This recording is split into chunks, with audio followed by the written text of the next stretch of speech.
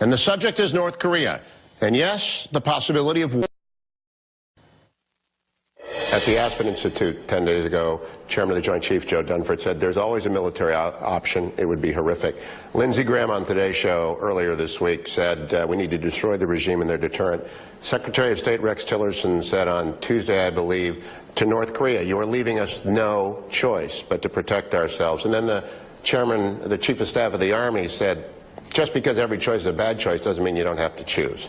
Are we looking at a preemptive strike? Are you trying to prepare us, you being collectively, the administration, and people like Lindsey Graham and Tom Cotton, for a first strike at North Korea? Well, what you're asking is are we preparing plans for a preventive war, right? A war that would prevent North Korea from threatening the United States with a nuclear weapon.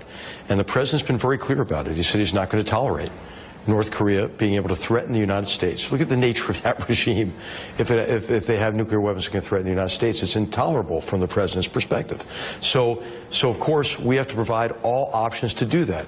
And that includes a military option. Now, would we like to resolve it short of what would be a very costly war in terms of the suffering of mainly the South Korean people, the ability of that North Korean regime to hold the South hostage to conventional fires capabilities, artillery and so forth, Seoul being so close. We're cognizant of all of that. And so what we have to do is everything we can to pressure this regime, to pressure Kim Jong-un and those around him, such that they conclude it is in their interest to denuclearize. And there are really, I think, three critical things came out of the president's very successful summit with President Xi of China that were different from past efforts to work with China, which has always been, you know, the desire, right, to work with China on the North Korean problem. The three things that came out of that are, first of all, that North Korea, Kim Jong-un, armed with nuclear weapons, is a threat not only to the United States, not only to our great allies, Japan and South Korea, but also to China. So that's a big acknowledgement. The second thing was that the goal of working together with them cannot be the so-called freeze for freeze, where we freeze our training and then they freeze their program, because they're at a threshold capability now. Freeze for freeze doesn't work anymore, right? It's intolerable. So the goal is denuclearization of the peninsula. That's the second big thing. The third big thing that came out of it is China acknowledged they have tremendous coercive economic influence here. They may not have a great political relationship with Kim Jong-un, I mean, who does these days, right? But they recognize that they do have a great deal of agency and control over that situation. And so we are prioritizing, the Secretary of State in the lead, obviously, prioritizing an effort to work with the Chinese. As the president has said, as the president has tweeted, right, we also, though, have to be prepared to walk down a path that assumes not as much help from China as we would like. Now, that would mean, back to the preemptive strike, or some kind of action against Kim Jong-un. Should he be sleeping easily at night? No, I think he should not be, because he has the whole world against him, right? He's isolated. He's isolated on this. Since 1953, the Korean Peninsula has been in a state of armistice, right? The war never formally ended. And there's been no aggression from the United States, South Korea, any of our allies. If he were removed, General, would the regime's behavior change, if that one individual were removed? Well, I'm not sure about that. I mean, I don't think anybody has a very clear picture of the inner workings of that regime. What is clear is that it is an authoritarian dictatorship that existed since the end of World War II. It is now in its third generation, and there is a difference in this third autocratic ruler in that he's as brutal as the previous two have been, but he's doing some things differently. He's killing members of his own family, even. And so what this means for the future of that regime, I mean, I think it's really it's impossible to predict. Is it legitimate? You've done a lot of strategic thinking about this. Is it legitimate to attempt to achieve regime change by the removal of one leader of a regime? Is that a legitimate tool of international affairs?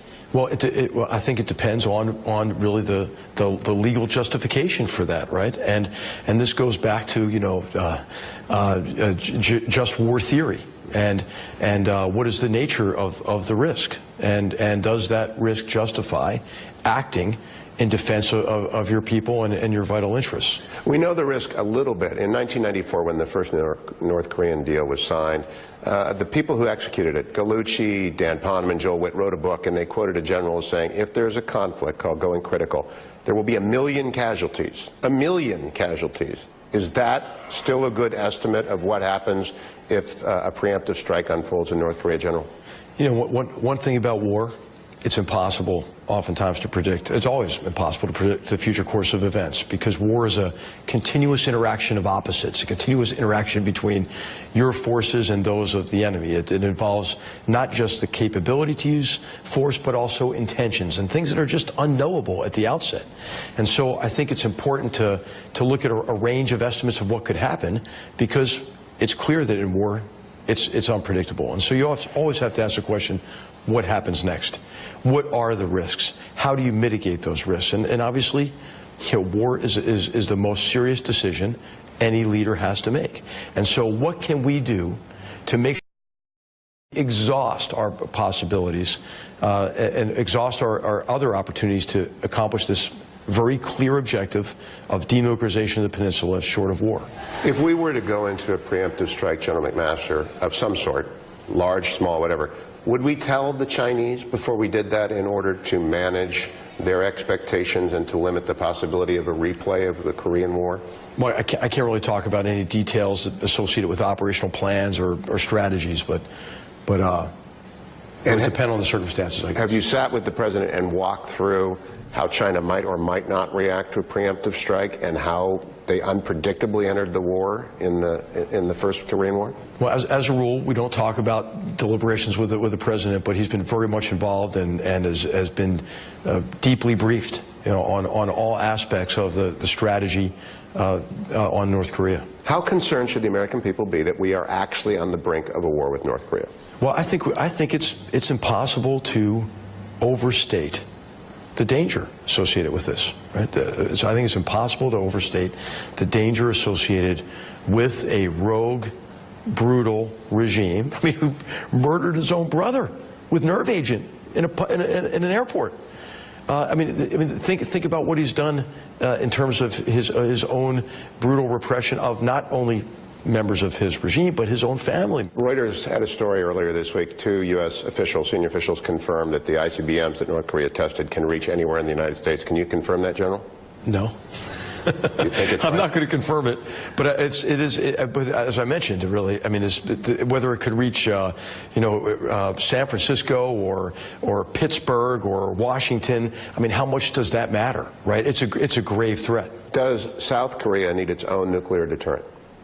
Well, this is a very important question, right? And of course, it's United States extended deterrence, nuclear deterrence extended to our allies, that has been really a key to the non-proliferation of nuclear weapons. If that regime is broken, that non-proliferation regime is broken, it's bad news for everybody. And so imagine now at Northeast Asia, with a nuclear-armed North Korea, South Korea, Japan, China, Russia, right? All of countries Pakistan reside. And India, yeah. And so, is that what China wants? Is that what Russia wants? No. I mean, so it is in all of our interest to ensure that North Korea denuclearizes. When we return, I turn General McMaster's attention to Afghanistan, where NBC News has been reporting a deep